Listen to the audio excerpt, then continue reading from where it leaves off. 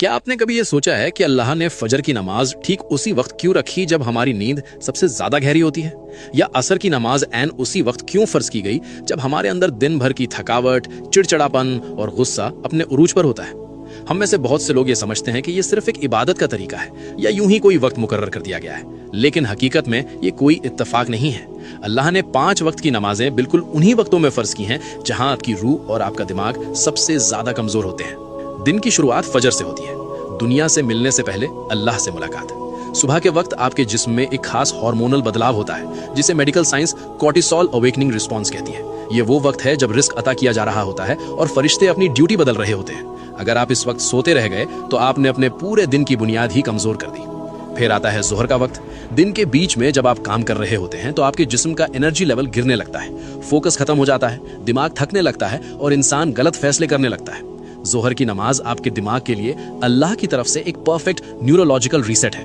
ये आपके दिमागी बोझ को खत्म करके आपकी तवज्जो को दोबारा बैलेंस करती है।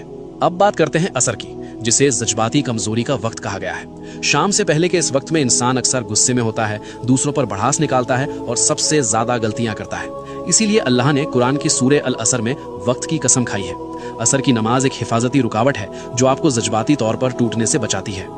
इससे पहले कि हम मगरिब और इशा के एक बहुत बड़े राज की तरफ बढ़ें, इस वीडियो को अभी अपने दोस्तों और अजीजों के साथ शेयर जरूर करें ताकि वो भी नमाज की इस खूबसूरत हकीकत को समझ सकें। मगरिब, बदलते हुए लम्हों का वक्त। जब सूरज गुरूब होता है तो आपका दिमाग दिन की रफ्तार से निकलकर आराम की तरफ जाने लगता है। ये एक ऐसा ट्रांजिशन का वक्त है जिसके बारे में हमारे प्यारे नबी हजरत मोहम्मद सल्लल्लाहु अलैहि खास तौर पर तंबीह फरमाई है। जब रात दाखिल होती है तो गैब की मखलूक ज्यादा एक्टिव हो जाती है। मगरिब सिर्फ एक नमाज नहीं बल्कि अंधेरे की दहलीज पर मिलने वाली एक मजबूत हिफाजत है। और आखिर में इशा, अंदर की दुनिया की हिफाजत।